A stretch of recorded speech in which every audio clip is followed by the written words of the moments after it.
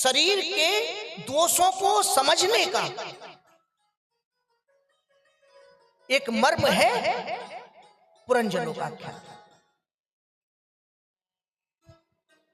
पुरंजनोपाख्यान के बाद में प्रचेताओं को भगवान का वरदान मिला। नारद जी ने उपदेश किया और उसके बाद में राजा परीक्षित ने सुखदेव जी से हाथ जोड़ के निवेदन किया और कहा, भगवान मैंने बहुत राजाओं की कथा में मेरा मन नहीं है, मैं नहीं चाहता, मैं तो ये चाहता हूं कि गोविंद की प्राप्ति किस किस को हुई और किस किस ने सहज रूप में गोविंद की प्राप्ति कर ली और गोविंद ने किस किस पर कृपा करी। गोविंद के उन अवतारों की कथा सुनाइए, गोविंद के उन अवतारों की कथा सुनाइए। और कहने लगे राजा परीक्षित, प्रिय व्रतो भागवत आत्मा राम कथम मुने ग्रहे रमतयन मूल कर्म बंध पराभव। भगवान मैं प्रिय व्रत के चरित्र सुनना चाहता हूं, क्योंकि प्रिय व्रत गृहस्थ में रहते हुए साधुओं जैसा जीवन जिया, गृहस्थ में रहे और गृहस्थ में रहते हुए साधुओं जैसा जीवन जिया और गृहस्थ का पालन भी किया और सदैव आत्मा में उनकी में गोविंद ही रमण करते रहे। जो गृहस्थ की माया है वो माया उनके अंदर नहीं जा पाई। और प्रियजनों, उसी समय सुखदेव जी कहने लगे, वो प्रिय परीक्षित प्रिय व्रत को भगवान के दर्शन हुए और प्रिय व्रत के यहां आग्नेत्र राजा हुए, राजा नाभि हुए और इनके यहां साक्षात भगवान ऋषभ देव जी ने जन्म लिया। और ऋषभ देव जी कौन है? ऋषभ देव जी वही हैं जिनसे जैन धर्म की स्थापना हुई। जो आज जैनी कहलाते हैं ना, वो ऋषभ देव जी के अनुयायी हैं। ऋषभ देव जी ने इतनी तपस्या करी, इतनी तपस्या करी कि आज जो जैन लोग जो आचरण करते हैं ना, नंगे रहते हैं या हाथ में मांग के खाते हैं या अपने बाल नोचते हैं, तो ये ऋषभ देव जी के आचरण का पालन करते हैं। क्योंकि ऋषभ देव जी ने 1 करोड़ वर्ष राज्य किया और 1 करोड़ वर्ष राज्य करने के बाद पश्चात नायम देहो देह भाजाम नरलोके काष्टान कामान नरहते विभुजाम। ये 1 करोड़ वर्ष राज्य किया और 1 करोड़ वर्ष राज्य के बाद में जिस समय राज्य छोड़ के साधु हो गए, तो साधु होने पर इनका ऐसा तेज था कि समस्त जगत जो इनको देख लेता वो इनका अनुयायी हो जाता। अरे बोले देखो देखो ये इतने दिव्य राजा, और जब ये भजन कर रहे हैं तो हमको भी भजन करना चाहिए। उन्होंने ये नहीं देखा क्यों, बोले ये कर रहे हैं इसलिए कर रहे हैं। देखा देखी साधे जोग, देखा देगी देखा देखी साधे जोग और छीजे काया बाढ़े रोग।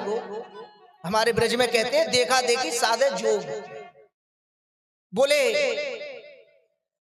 ये बड़े सुंदर हैं, ये बड़े अच्छे हैं, इनकी बड़ी पूजा होती है, इन्होंने पीले कपड़े पहन रखे, चंदन तिलक लगा रखा है, हम भी तिलक चंदन लगा ले, हम भी पीले कपड़े पहन ले तो हमारी भी पूजा होने लगेगी।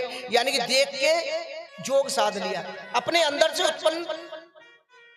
अंदर से भक्ति उत्पन्न नहीं हुई कि हम पीले वस्त्र धारण करें, पीतांबर धरो धीमान। हमारे नारायण पीतांबर धारण करते हैं, हमारे कृष्ण पीतांबर धारण करते हैं, इसलिए हम पीतांबर धारण करें, इसलिए नहीं। ये पीतांबर पहनते हैं, ये साधु हो गए हैं, ये कथा करते हैं तो इन पे बड़ा चढ़ावा आता है, हम भी कथा कर लें, हम भी साधु हो जाएं, हम भी गुरु हो जाएं। तो ऐसे देख के गुरु होने वाले छीजे काया बाढ़े रो, वो अपना स्वयं विनाश करेंगे। और रोगी इसलिए कहा कि कोई कोई व्रत कर रहा है, उसको देख करके व्रत करना शुरू कर दिया। अब ये किसी गुरु से तो बात की नहीं कि इस व्रत का महत्व क्या है, तत्व क्या है।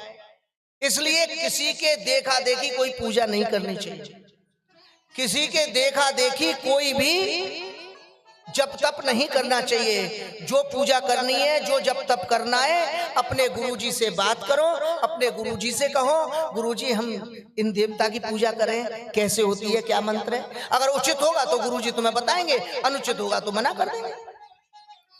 गुरुजी कहे उस देवता की पूजा करो, गुरुजी कहे उस मंत्र का जाप करो। तो प्रियजनों, ऋषभ देव जी को देख करके बड़े अनुयायी हो गए। ऋषभ देव जी ने ऐसा देखा तो ऋषभ देव जी ने अपने योग बल से अग्नि प्रज्वलित की और उस अग्नि प्रज्वलित करके अपने शरीर को भस्म कर दिया। अब इनके पुत्र भरत जी, उन्होंने भी 1 करोड़ वर्ष राज्य किया। 1 करोड़ वर्ष राज्य करने के बाद में अपने पिताजी की याद आई तो इन्होंने भी घर छोड़ दिया और वन में जाकर के रहने लगे। वन में जाकर के रहने लगे, सब कुछ छोड़ दिया। एक दिन नदी में स्नान कर गए। एक मृगनी गर्भवती थी, सिंह आया, ये मृगनी जल पी रही थी, सिंह की दहाड़ सुन करके जल में छलांग लगा दी। जो गर्भ था वो जल में गिर गया, गर्भ का बालक। इन्होंने देखा अरे ये मर जाएगा, अभी अभी तो ये बेचारा गर्भ से जल में गिरा है, इसको तो बचाना चाहिए। उसी समय उस बालक को उठा लिया, बोले कहां छोड़ूं इसे, तो उसे अपने स्थान पर ले आए। अब धीरे धीरे मृग बालक बड़ा हो गया। अब उस मृग बालक से इतना मोह हो गया, इतना मोह हो गया कि जैसे इस समय आप कुत्ता पालते हो ना, कुत्ता आपके ही साथ सोता है, आपके ही साथ बैठता है, आपके ही साथ खाता है, आप उसे मुंह से मुंह लगा के किस भी करते हो, आप उसे गले से भी लगाते हो। तो जिस प्रकार जैसे आजकल आप लोगों की कुत्ते में मोह फंस गया है, इसी प्रकार ऋषभदेव जी का मृग में मोह फंस गया। उसको कहते हैं मृग तृष्णा। वहीं से ये बात आई मृग तृष्णा की, बोले मृग तृष्णा। अब मृग के वियोग में एक दिन मृत्यु आई और मृग सामने खड़ा हुआ था।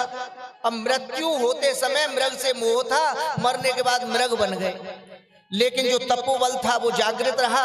अरे बोले मेरे से तो दूषित कर्म हो गया, मैं तो गोविंद के चरणारविंद चाहता था, लेकिन मैं तो पशु बन गया, मैं तो मृग बन गया। लेकिन वो ज्ञान जागृत रहा। उस ज्ञान के जागृत रहने पर इन्होंने जब मृग का शरीर त्यागा तो ये भरत नाम के ब्राह्मण बन गए। और अब जो ब्राह्मण बने तो इन्होंने मौन धारण कर लिया, क्योंकि पिछला ज्ञान इनको था और पिछले ज्ञान की वजह से इन्होंने इस समय किसी से प्रीति नहीं लगाई, पागल से बने रहे। इनके और 9 भाई थे। भाभियां बोली ये तो पागल है, लेकिन ये पागल तो थे नहीं, लेकिन भाभियां पागल समझती थी। लेकिन कभी कभी बात ऐसी करते थे बड़ी अच्छी। अब एक दिन गायों के पास पहुंच गए भरत जी। वहां पर गाय रमा रही थी और बछड़े रमा रहे थे। बछड़े गायों को आवाज दे रहे, गाय बछड़ों को आवाज दे रही। दूध पीने का समय था, बछड़े भूखे थे। इन्होंने सारी गायों के बछड़े खोल दिए।